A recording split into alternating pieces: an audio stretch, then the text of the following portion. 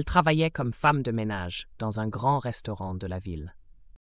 Chaque soir, Léonie demandait s'il restait un peu de nourriture. Personne ne savait vraiment où elle allait après son service. Mais un jour, son patron décida de la suivre en secret. Et ce qu'il découvrit ce soir-là changea sa vie. Au cœur de Bordeaux, non loin du quartier des Chartrons, se trouvait un restaurant réputé appelé le Lys d'Argent. Un établissement élégant, tout en baies vitrées, décoré de lustres étincelants et de nappes blanches parfaitement repassées. Chaque jour, de luxueuses berlines allemandes s'arrêtaient devant la porte, déversant leur lot de notables, avocats, chefs d'entreprise, élus locaux, parfois même quelques célébrités venues goûter au plat raffiné du chef. Le restaurant appartenait à M. Delattre, un homme d'affaires respecté, toujours tiré à 4 épingles. Costume sur mesure, chaussures brillantes comme des miroirs, montre suisse discrètement luxueuse. Lorsqu'il entrait dans son établissement, tout le personnel se levait d'un même mouvement pour le saluer. « Bonjour, Monsieur Delattre. » Il répondait d'un hochement de tête accompagné d'un léger sourire, avant de filer vers son bureau à l'étage. Il ne parlait pas beaucoup. Il observait, écoutait, notait tout mentalement. Dans son restaurant, plus de 60 personnes travaillaient, des cuisiniers concentrés, des serveurs élégants, des hôtesses souriantes, des vigies attentifs et plusieurs femmes de ménage dont Léonie faisait partie.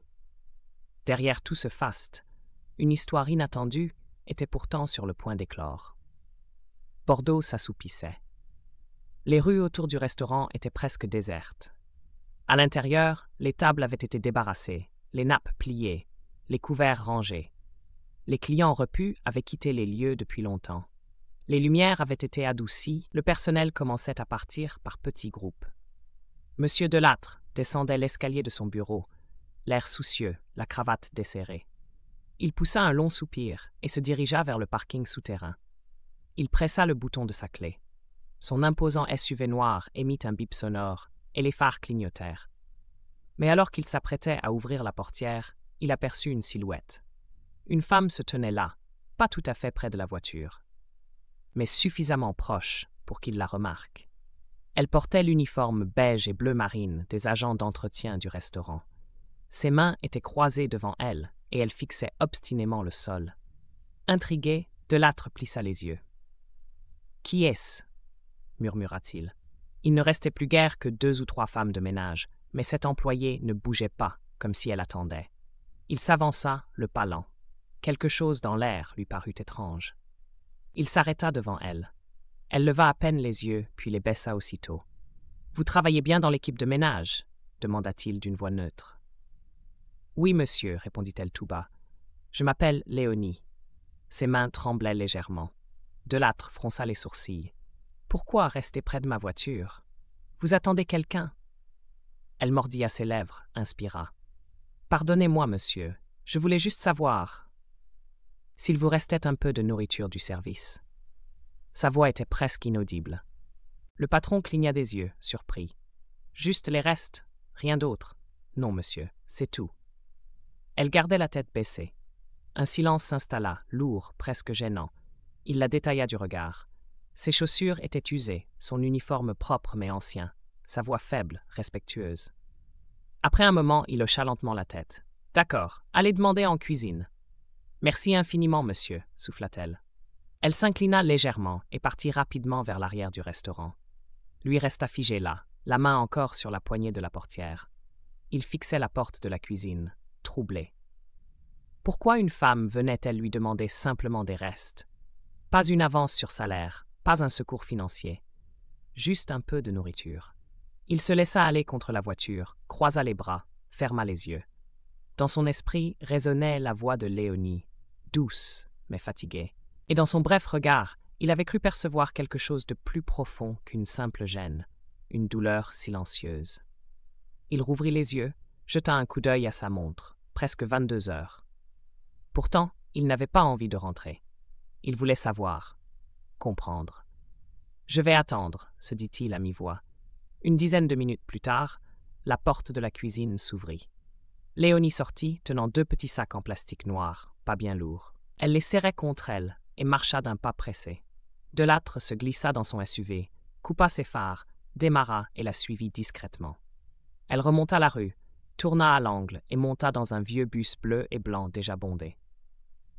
Sans trop réfléchir, Delattre se lança sur la route et suivit le bus à distance. Bordeaux s'étirait sous ses phares, les rues étroites se succédaient, puis laissèrent place à des avenues moins éclairées. Au bout de 25 minutes, le bus s'arrêta dans un quartier populaire, près de petits immeubles gris et de maisons décrépites. Léonie descendit, toujours ses sacs contre elle, puis emprunta une ruelle mal pavée. Delattre coupa le moteur, sortit et la suivit à distance. Les façades étaient fissurées, certaines fenêtres n'avaient plus de carreaux, des portes tenaient à peine sur leurs gonds. Elle s'arrêta devant une maison basse, aux volets brisés. Il la vit pousser la porte, qui grinça sinistrement. 2 petites filles jaillirent aussitôt, pieds nus. « Maman !» cria la première. « Maman, t'es rentrée !» fit la seconde, en sautant dans ses bras. Léonie lâcha ses sacs et les serra contre elle de toutes ses forces. Son sourire était large, mais ses traits tiraillés de fatigue. Elle s'agenouilla, embrassa leurs cheveux. « Mes chéris, j'ai apporté quelque chose pour vous. » Elles tapèrent des mains, excitées. Delattre, tapi dans l'ombre, sentit son cœur se serrer. Elle avait des enfants. Il posa une main sur sa poitrine, inspirant lentement pour calmer l'émotion. Léonie prit la main de ses filles, les fit entrer. Lui s'approcha prudemment d'une fenêtre cassée. À l'intérieur, il distingua une pièce vide, juste une natte usée sur le sol. Les fillettes s'y assirent. Léonie ouvrit les sacs, sortit du riz, un petit morceau de poulet. Elle partagea tout en 2 portions minuscules. Les enfants mangèrent avec appétit. Leurs yeux pétillaient. Mais Léonie, elle, ne mangeait pas. Elle les regardait seulement, un doux sourire sur les lèvres. Monsieur Delattre sentit ses yeux se remplir de larmes. Il s'éloigna, le cœur serré, les joues humides. Il remonta dans sa voiture, honteux soudain de son costume coûteux, de ses chaussures italiennes. « Voilà la vraie richesse », se dit-il. L'amour, le courage, le sacrifice. Le lendemain, dès l'aube, Léonie était debout. Ses filles dormaient encore, blotties l'une contre l'autre. Elle les contempla longuement, puis murmura « Allez mes anges, réveillez-vous. Il faut se préparer pour l'école. » Les petites s'étirèrent, bâillèrent, puis sourirent en voyant leur mère. Léonie alla puiser de l'eau, fit chauffer un peu sur un vieux réchaud et les lava l'une après l'autre. Elle peigna leurs cheveux, sortit 2 petites robes propres, leur mit des chaussures un peu trop grandes. Elles prirent le reste du riz de la veille, le mangèrent en silence, puis Léonie rangea quelques cahiers dans de petits sacs. Elles quittèrent la maison main dans la main, empruntèrent une ruelle poussiéreuse jusqu'à une école délabrée. Les murs étaient fendillés, la cour pleine de trous, mais les enfants riaient déjà, impatients de retrouver leurs amis. Léonie s'agenouilla devant ses filles. « Soyez sages, apprenez bien. Maman revient ce soir. » Elles la serrèrent dans leurs bras, puis coururent vers l'entrée. Au lys d'argent, Léonie retrouva son uniforme, son balai, son seau. Elle lavait chaque recoin, saluait d'un sourire timide les autres employés, sans jamais parler d'elle. Dans son bureau, M. Delattre regardait par la fenêtre, mais son esprit était ailleurs. Il revoyait Léonie, ses enfants, cette maison qui n'en était pas une. Il prit son téléphone. « Damien, passe me voir tout de suite, » dit-il au DRH. 5 minutes plus tard, Damien entrait. « Monsieur, on va augmenter les salaires de tout le personnel d'entretien dès ce mois-ci. Et s'il reste de la nourriture après chaque service, on la mettra de côté pour elle. Pas question que l'une d'elles rentre le ventre vide. »« Bien, monsieur, je m'en occupe. » Delattre resta seule, ferma les yeux. Elle n'a même pas mangé. Ce jour-là, Léonie astiquait la vitre de l'entrée quand la chef de salle vint la trouver. « Léonie, le patron veut te voir dans son bureau. »« Moi? J'ai fait quelque chose de mal? »« Je ne sais pas, va vite. » Le cœur battant, Léonie gravit l'escalier, frappa timidement. « Entrez, » dit la voix grave. Elle poussa la porte, trouva Delattre assis derrière son bureau, un sourire doux aux lèvres. « Asseyez-vous, Léonie. » Elle s'assit, nerveuse. Il la fixa un instant. « Léonie, l'autre soir, je t'ai suivie. » Elle blêmit.